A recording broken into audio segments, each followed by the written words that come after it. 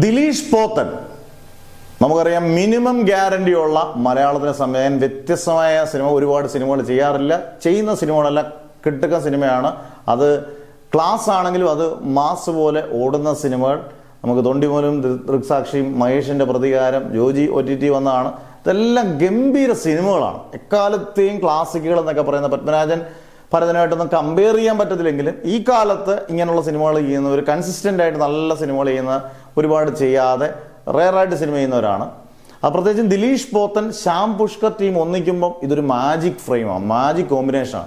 ഈ മാജിക് കോമ്പിനേഷനിൽ മോഹൻലാൽ കൂടെ വന്നാലോ?